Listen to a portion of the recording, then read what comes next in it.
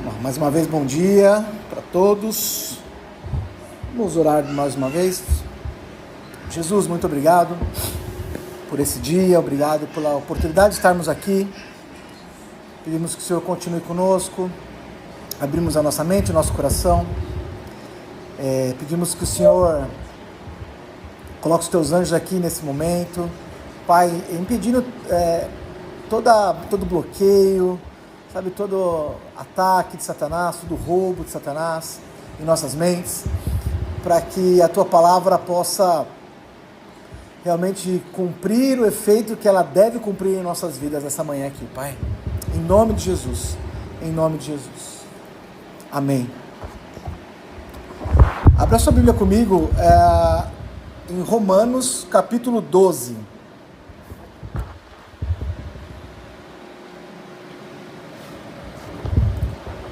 Romanos, capítulo 12.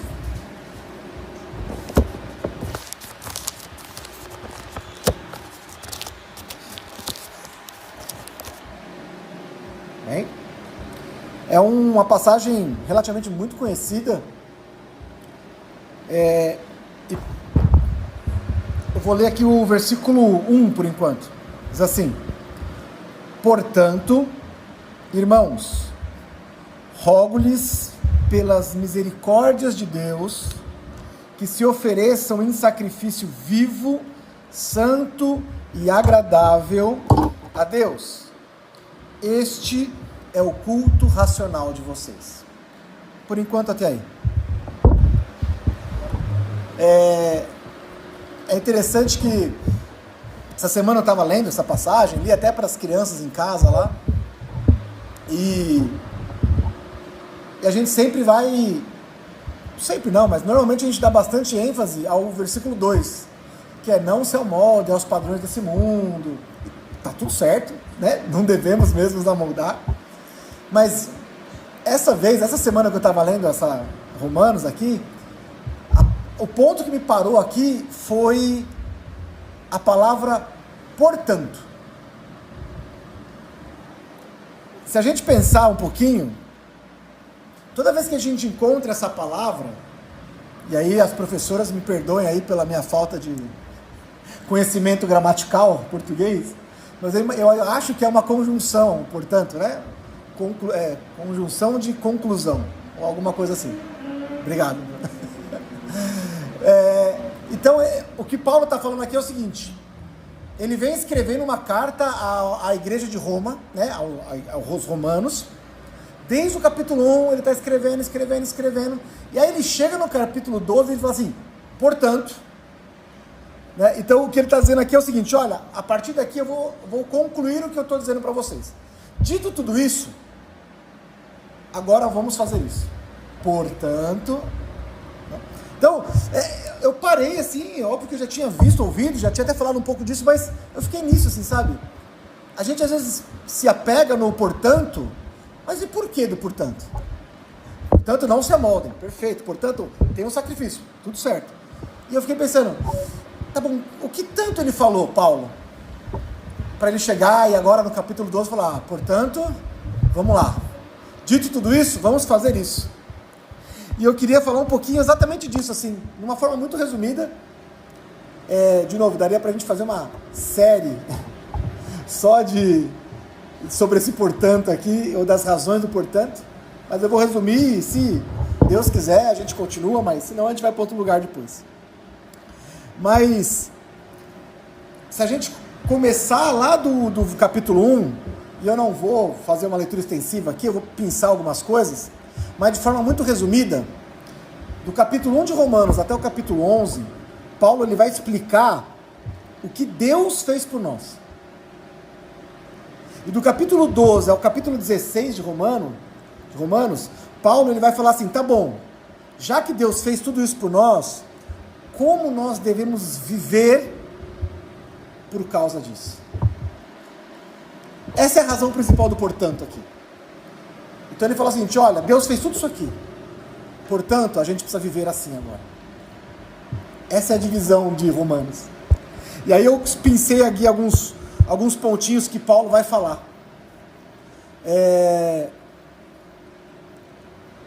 Romanos 3, 23, a gente vai ficar em Romanos praticamente, tá? Então, se vocês quiserem aí, é facinho. Romanos 3, 23, Paulo vai dizer assim: pois todos pecaram e estão destituídos da glória de Deus. Então, Paulo vai primeiro falar assim: olha, gente, prestem atenção, todo mundo pecou. Ah, mas eu sou uma criancinha. Todo mundo pecou.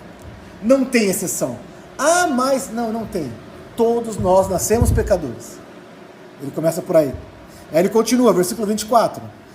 Sendo justificados gratuitamente por sua graça, por meio da redenção que há em Cristo Jesus. Então, primeiro ele fala, olha, a nossa condição é de pecado. Mas o que aconteceu com as nossas vidas? Nós somos justificados de graça. Lembra que a gente falou semana passada? A graça é de graça. Não é o que eu faço, ou o que eu deixei de fazer, ou o que eu vou fazer no futuro, que vai justificar o que Jesus fez por mim. Quando Jesus morreu na cruz, ele já sabia que a gente ia pecar. Quando Jesus morreu na cruz, ele já sabia o pecado que a gente vai cometer amanhã, não é nem o de ontem. E mesmo assim ele morreu por nós. Isso é graça.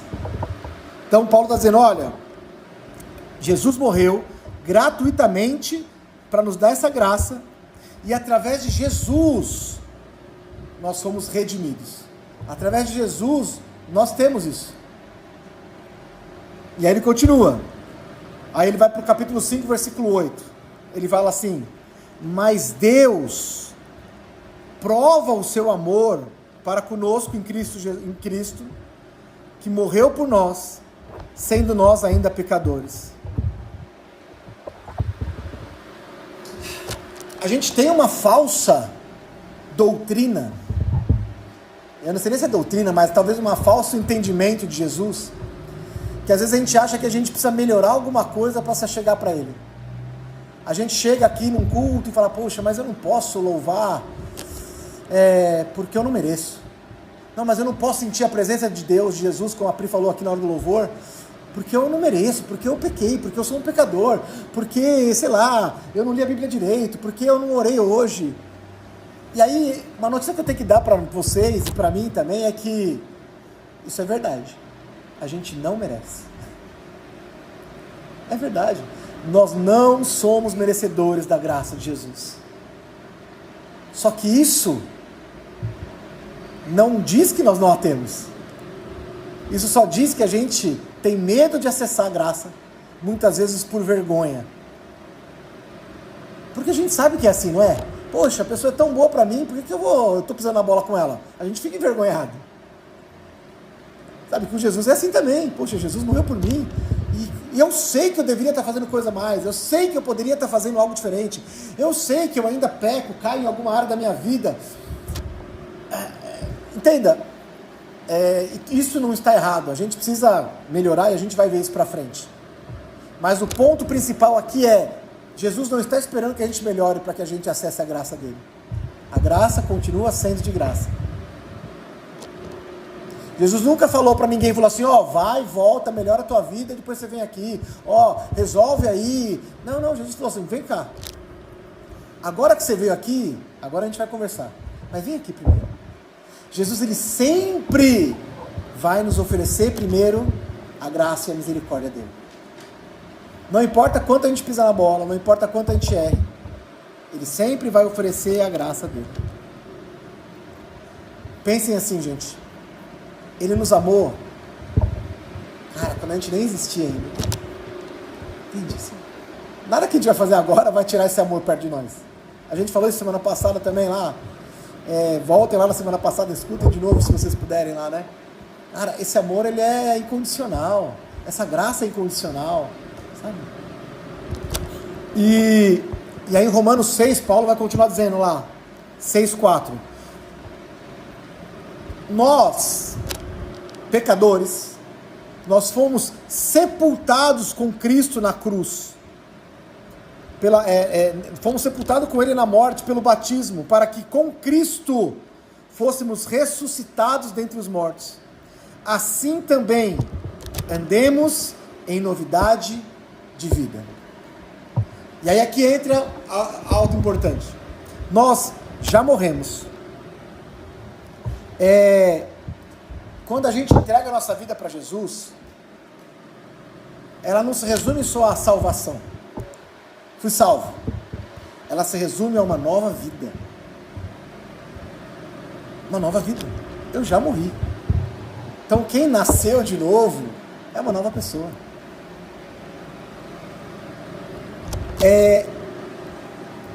A gente não pode mais viver aquela velha vida, porque essa vida não faz mais parte de mim. Eu já morri ela. E aí Paulo vai continuar ensinando. Ele vai falar assim, capítulo 8, versículo 1. Olha lá a palavrinha. Portanto, então assim, tá vendo? Ó? Cristo morreu, ressuscitou, nós temos uma nova vida. Portanto, agora, nenhuma condenação há para os que estão em Cristo Jesus. A gente não pode mais viver debaixo de condenação. A gente não pode mais viver debaixo de culpa. A gente não pode viver mais debaixo de atitudes que o velho homem fez no passado. E aí eu posso falar de mim de novo, né? Assim, não vou falar de vocês, eu só conheço eu aqui. Cara, eu aprontei poucas e boas no meu passado. Sabe, que eu me envergonho disso. Que eu não desejo aos meus filhos que eles tenham essa vida que eu tive. Nossa, não foi... Né? Tem gente que fez muito pior, mas eu não quero saber o que fez pior. Eu sei o que eu fiz de errado. E eu não quero que meus filhos façam o que eu fiz muito mais pior do que eu fiz. E esse é o ponto, sabe? Se eu viver nessa condenação, se eu viver debaixo disso, nossa, mas poxa vida, sei lá, eu bebi, eu desejei outras mulheres antes do meu casamento, tá bom, cara, eu fiz tudo isso, é verdade. Mas o ponto-chave de virada na nossa vida é, portanto, Satanás, é verdade.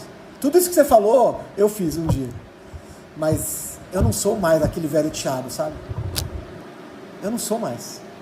Porque a partir do momento que eu entreguei a minha vida para Jesus, e eu aceitei a graça e a misericórdia dele sobre a minha vida, eu não tenho mais condenação sobre a minha vida.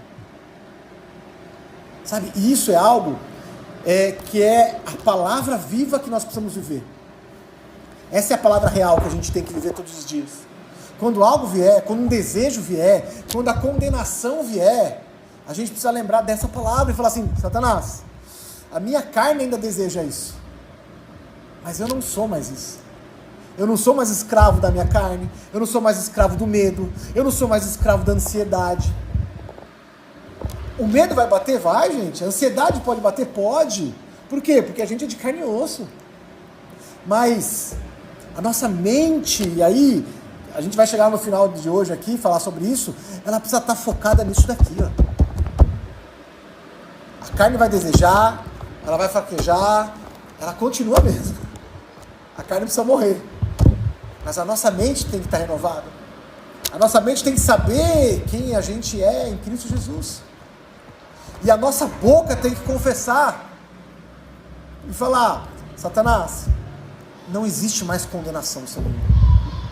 Não existe mais mentira, não existe mais culpa. Esse desejo carnal não faz mais parte de mim.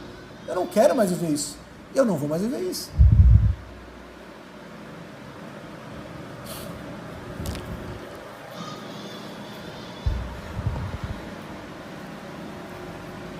E aí depois de falar muitas outras coisas, e tudo isso que a gente falou até agora, Paulo vai chegar no capítulo 12, e ele vai falar, mais uma vez, portanto, visto todas essas misericórdias que Deus fez, visto todo o plano maravilhoso de redenção que o Senhor fez por nós, Ele viveu por nós, Paulo e Jesus, né, na verdade, Deus, Ele não vai cobrar da gente nada. Sabe por onde ele começa? Paulo diz assim, eu peço pelas misericórdias de Deus.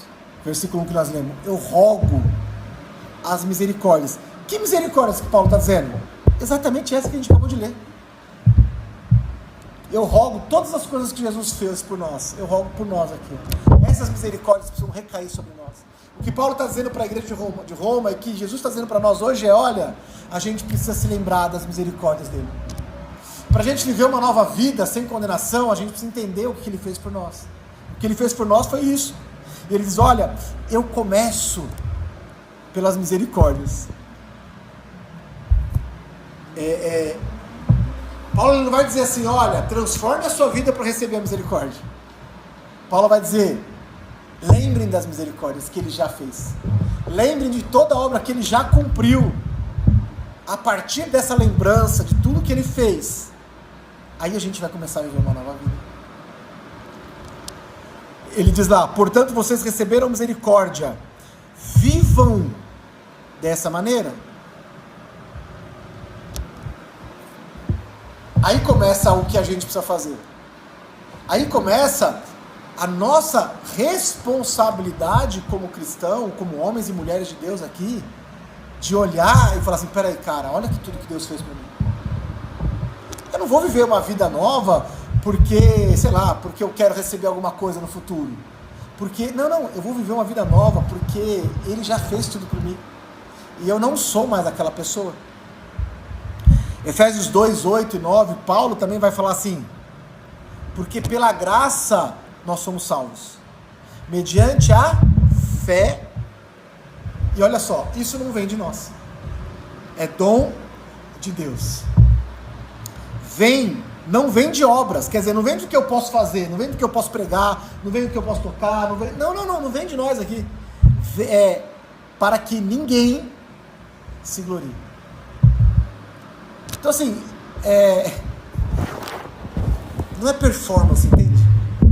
Não é quanto eu faço, não é quanto eu preciso fazer, tem nada a ver com a gente, é só misericórdia. Isso não tem nada a ver, isso também não nos isenta de fazer, mas não tem nada com o que eu posso fazer que vai aumentar a misericórdia de Deus ou diminuir a misericórdia de Deus sobre a minha vida. Não tem nada que eu possa fazer que a misericórdia de Deus vai, sabe? Não tem. Eu vou chegar, por favor, não tiram conclusões precipitadas ainda. Mas o ponto aqui é a nossa resposta. A nossa resposta precisa estar no altar dele. Aí Paulo vai começar a falar, ofereçam os seus corpos como sacrifício vivo. Se a gente olhar o Antigo Testamento, o que era um sacrifício? O sacrifício era um bichinho que era dado em favor do seu pecado, ou em favor de uma oferta, ou... Era isso, o sacrifício apresentado era esse. E o que o Paulo está dizendo agora, né, e o que Jesus nos apresenta com tudo isso é, cara, eu não quero nenhum bichinho, eu quero você no altar. É a tua vida que vai agora para o altar. É a nossa vida que está diante de Deus. É a nossa vida que precisa queimar. É a nossa carne que vai queimar no altar, sabe? Para que o Espírito venha sobre nós.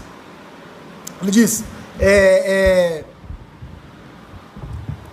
que esse sacrifício ele não é mais dado por um terceiro, ele é dado por nós. Eu preciso me apresentar. O que é me apresentar? É apresentar a minha mente, é apresentar o meu tempo, é apresentar os nossos relacionamentos, é apresentar o nosso corpo físico e falar, tudo isso aqui é teu, Jesus. Eu não tenho mais nada, meu. E porque o Senhor fez tudo isso, eu vou me apresentar como um sacrifício. É voluntário, entende? Não é algo que Ele exige, não é algo que Ele precisa para a misericórdia dele existir, entenda? É uma escolha nossa. Paulo está dizendo, apresente-se, quer dizer, de livre e espontânea vontade, vai lá e se mostre para Ele. A gente pode viver uma vida comum? A gente pode viver uma vida comum. Eu não estou aqui para julgar quem vai para o céu ou quem vai para o inferno, entende? É a misericórdia dele, não é a minha misericórdia. Não é o meu ponto de vista teológico que vai julgar que alguém está fazendo alguma coisa se vai para o céu ou para o inferno. Cara, isso aí é religiosidade pura. O que eu preciso fazer é me apresentar para Ele. Por quê? Porque se eu não me apresentar, eu não vou para o céu? Porque se eu me apresentar, minha família vai sofrer? Se eu me apresentar... Não, eu vou me apresentar, cara, porque eu preciso me apresentar. Porque é o mínimo que eu posso fazer por tudo que ele fez por mim. Entende? Eu me dou para ele pelas misericórdias que ele fez por mim. Eu me dou para ele porque eu sem ele, eu sei que eu não sou nada. E é por isso que eu vou. E é por isso que eu me entrego. E é por isso que eu me dou. E aí muda a nossa perspectiva de vida. Sai o medo, sai o anseio, sai as dores, sai a revolta, sai a cobrança e entra o amor. Que isso? Jesus vai nos ensinar isso e vai falar assim, olha, quem me ama de verdade, me obedece. O amor de Jesus não é por palavras, o amor de Jesus, não, o amor de Jesus é por obediência. O amor de Jesus é para quem segue, para quem sabe que a vida, cara, sem ele não é nada. Entende? E assim, gente, tô falando aqui, e eu falo muito por mim, sabe? Por muitas coisas que às vezes ainda rumina na minha cabeça, sabe? Aquela coisa que vem em volta, assim, de um sistema religioso que a gente cresceu, que a gente viveu. Sabe? Que performance, que é hora que você precisa passar, que é... Não! O tempo que eu vou passar com Deus é proporcional a quanto eu quero Ele na minha vida. E não é o contrário. Não é quanto mais tempo eu passar ajoelhado, mais tempo Deus vai me usar. Não, esquece a história. Quanto mais tempo ajoelhado, mais tempo eu vou conhecer o Deus que me criou e que me salvou. E é um privilégio para mim isso. Entende a diferença?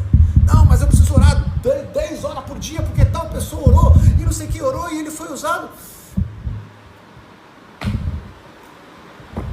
Você pode ter certeza, se você tiver a oportunidade de falar com essa pessoa, essas 10 horas que ele passou por dia orando não foi para ser usado, foi para estar na presença dele. E ser usado, ou acontecer qualquer outra coisa, é completa consequência de uma intimidade com ele. Entende a diferença, gente? E às vezes a gente quer seguir a Jesus por performance, a gente quer seguir a Jesus para que nada aconteça com a minha casa, eu quero seguir Jesus, entende? E isso não é verdade. Consegue entender a diferença? Ela é sutil na nossa mente.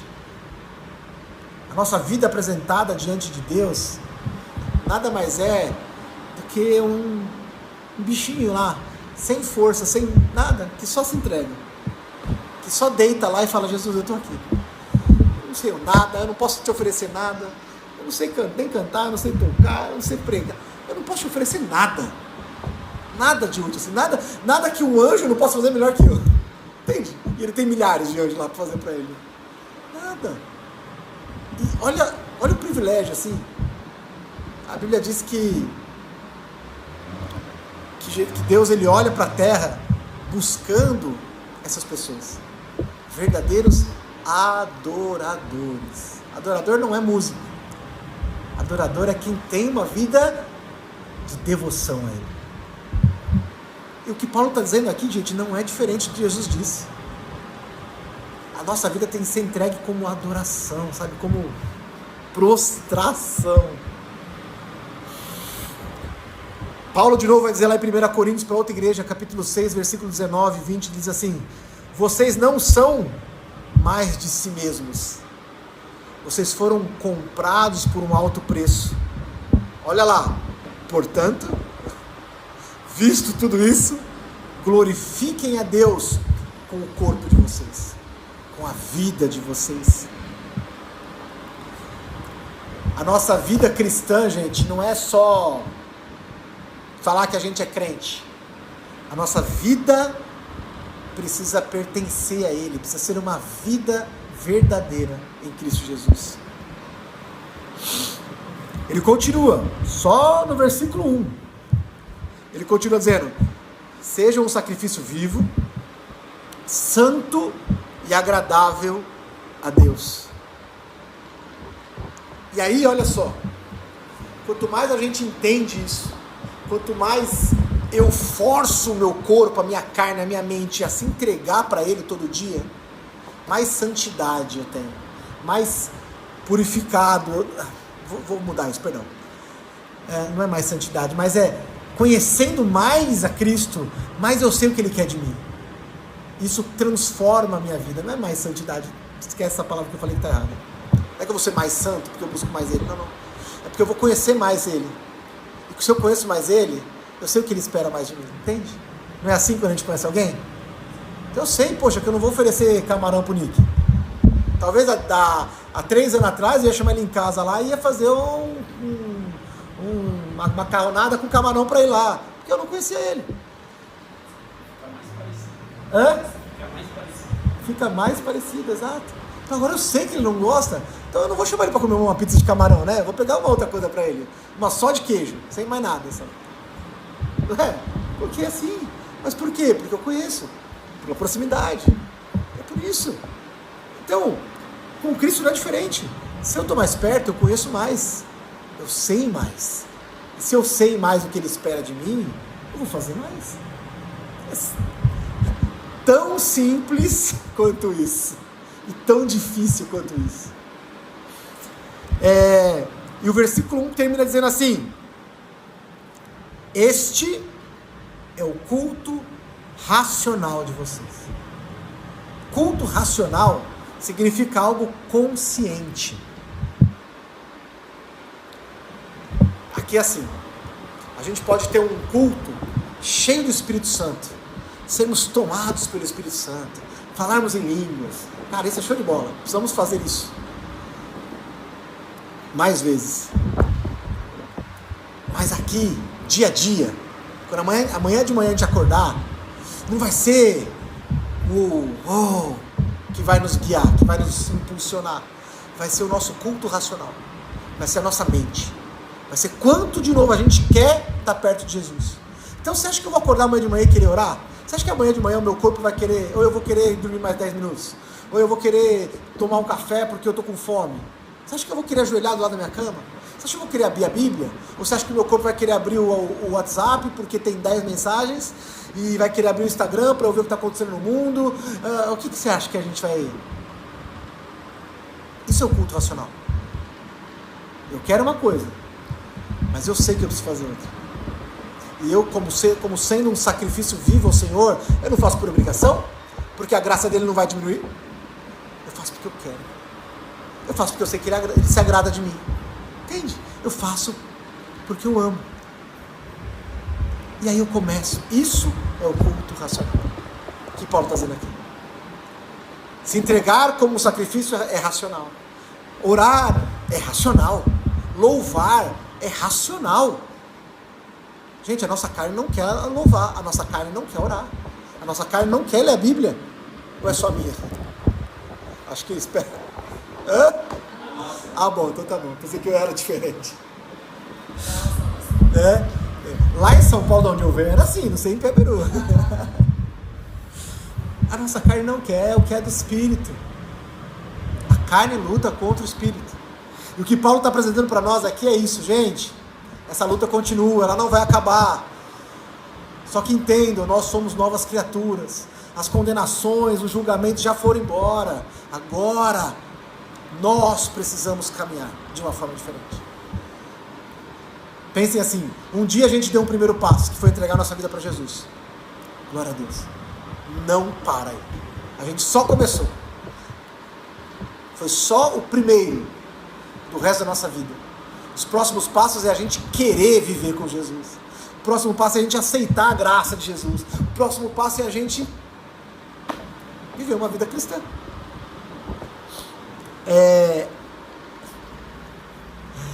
Deus, Ele já fez tudo por nós, sabe? E eu entendo que a única resposta razoável que a gente pode dar para Ele é entregar tudo. Entende? De novo, eu não estou comprando minha salvação, não estou comprando a graça nem a misericórdia. É que assim, olhando as circunstâncias, racional, eu não tenho outra saída. Eu preciso disso. A minha família precisa disso. Os meus amigos precisam disso. E aí tudo muda. Se a gente começa a entender isso, eu vou olhar para as pessoas que estão à minha volta e vou falar, cara, eu não posso ser egoísta a ponto de só eu querer isso. Essa pessoa precisa conhecer a misericórdia que eu conheço. E aí vai ser natural eu falar de Jesus.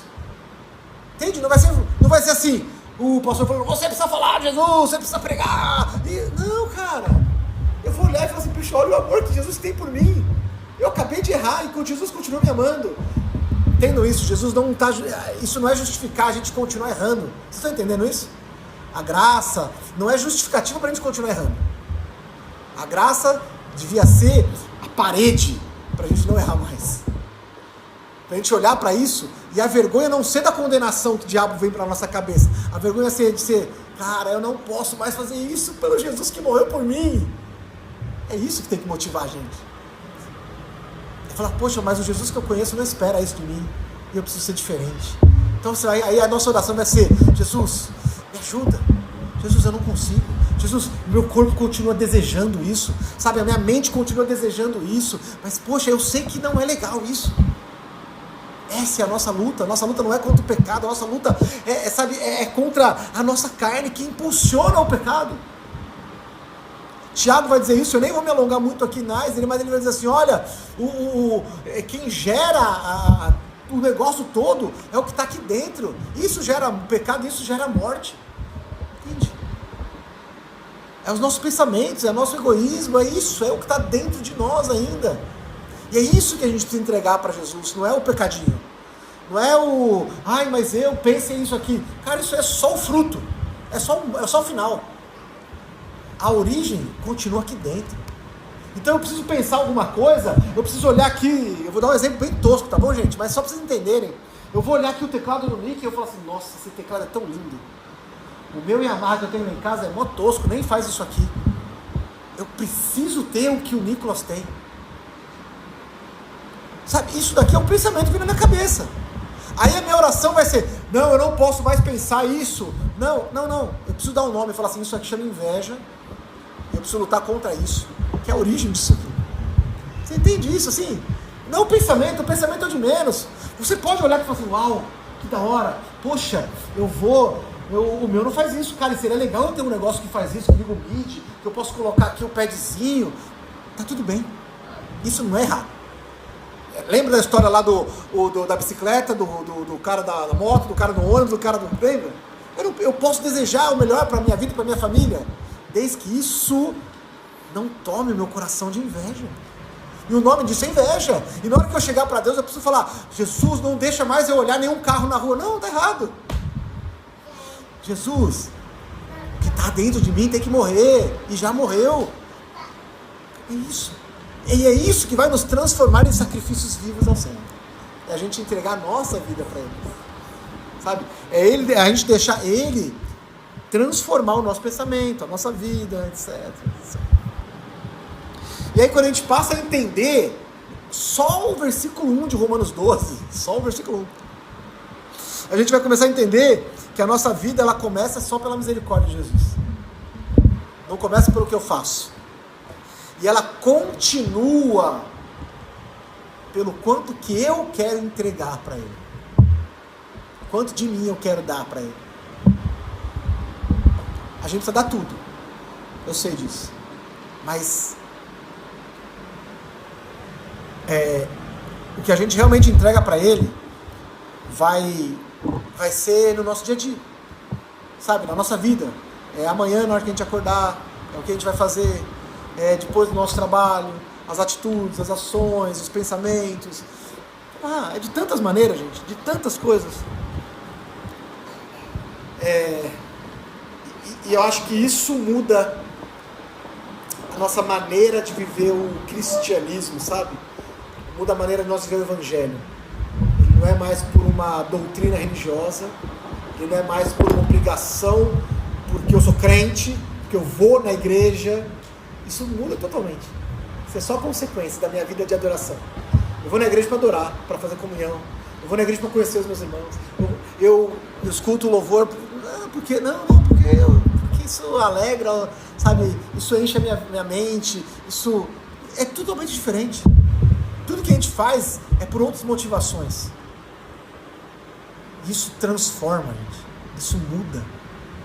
Isso muda a maneira que a gente vive a vida cotidiana. Sabe? E da partir da vida cotidiana, e aí Deus vai fazer o que Ele quiser. A hora que Ele quiser, da maneira que Ele quiser. E aí você vai ver que ele vai começar a te usar em coisas tão bobas, a gerar um amor pelas pessoas que você não tinha, que não vem de você, sabe? A gerar um cuidado, a maneira que você fala com seus filhos, a maneira que você, do seu relacionamento.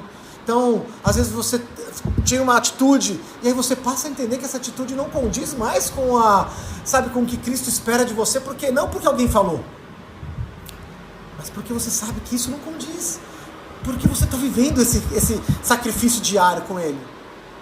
E aí um dia você faz de novo, aí você fala, puxa vida, errei de novo. E aí não passa mais a ser um peso, mas passa a ser só um alerta para que na próxima você não faça. Semana passada a gente falou de como a gente, a atitude que a gente toma. Eu dei o exemplo lá de explosão, de ira com os filhos e tal. Você acha que de domingo para cá, de domingo para trás, lá hoje, você acha que eu não torei em ira ainda com meus filhos de novo? Lógico que sim. O que mudou? Mudou que agora, logo na sequência, eu penso, falo, opa, peraí. Cara, não é assim.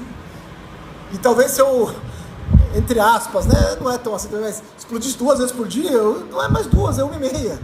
Entende o que eu quero dizer? A outra meia eu seguro no finalzinho e falo, opa, peraí. Não posso, cara. E não é porque, olha só, não é porque o pastor falou, não é porque... Não é, cara, é porque eu sei que Jesus, cara, que me deu a vida, que morreu por mim, que deu a graça e teve misericórdia de mim, não tem essa atitude comigo. Eu não posso ter com os outros. Você entende como muda? Agora, quanto que a gente está deixando Deus fazer isso com a gente? Por isso que eu falo que o culto nosso de domingo aqui, ele não tem que guiar a nossa semana, ele só tem que ajudar o que a gente já está vivendo. Entende? Aquela história de eu vou na igreja de domingo para receber a palavra, para eu estar cheio durante a semana, esquece isso, gente. Com todo o respeito do mundo, eu falo com o coração, deixa isso para os nossos irmãos católicos, que vão na igreja só de domingo. Tá tudo, cada um no seu tempo. A gente tem que viver todo dia. E domingo é só um up. Não vai ser domingo que Deus vai falar com a gente. Deus vai falar com a gente todo momento do nosso dia. Toda decisão, toda palavra, todo pensamento. A gente vai pensar em Cristo, na palavra. A gente vai falar, para eu preciso ser esse sacrifício. Não, mas espera aí, Jesus morreu por mim. Mas espera aí, será que Jesus teria essa atitude que eu estou tendo? Mas espera aí, será que é assim que Ele espera o relacionamento? Mas será que é assim que Ele... E aí isso vai nortear a nossa vida. Não é mais um culto de domingo, entende isso? Eu não quero que vocês lembrem da minha voz, eu não quero que vocês lembrem da palavra, eu quero que vocês lembrem de Jesus. Eu quero que vocês lembrem do que vocês estão lendo, do que vocês estão vivendo, ou do que nós não estamos vivendo, e passar a viver. Isso muda a vida de verdade. Isso tira a gente de um patamar e leva a gente para outro patamar com Cristo Jesus. E aí aqui a nossa vida em comunhão é consequência. Estar cheio do Espírito é consequência. Tudo é consequência de viver o dia a dia com Ele. Amém? Entendem isso? Então feche seus olhos um instante. Como eu disse aqui, gente, pela misericórdia, pela graça dEle, nós estamos invertendo o que a religião ensinou pra gente. Toda a lógica da religião...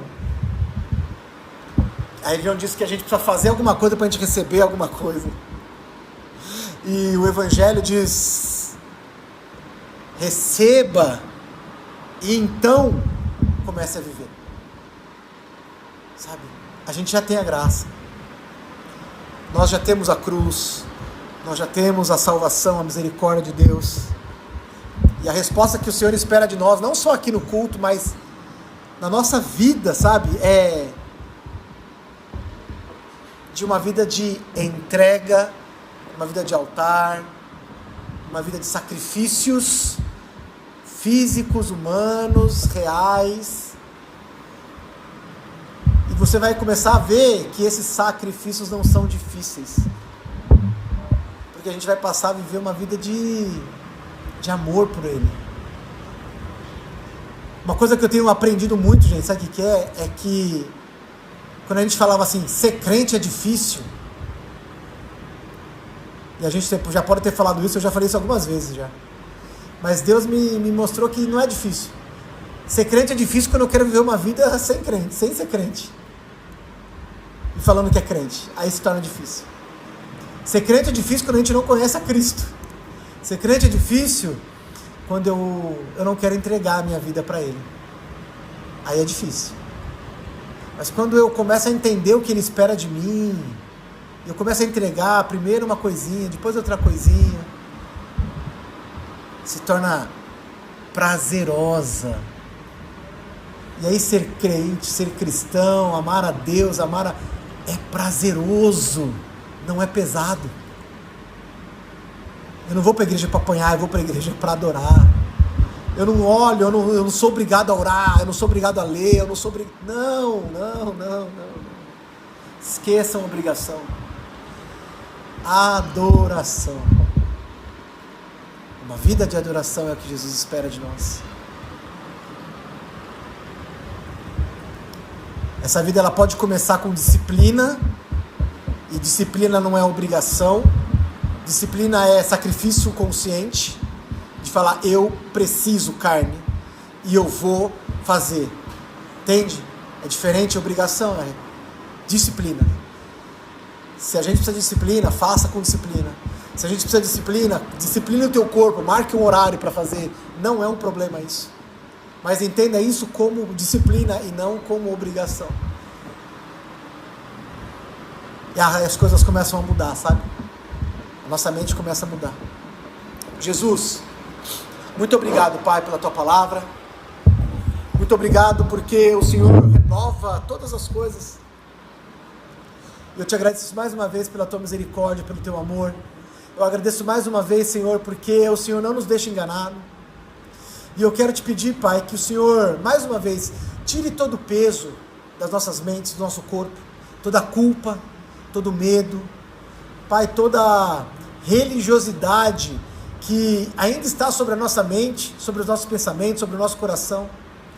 Nos ensina um evangelho verdadeiro, Pai, um evangelho eficaz, que transforma a nossa vida verdadeiramente, sabe, sem culpa, sem medos do Senhor, mas por amor ao Senhor, por amor ao Evangelho, por amor à Tua graça, pela Tua obra redentora na cruz, Pai.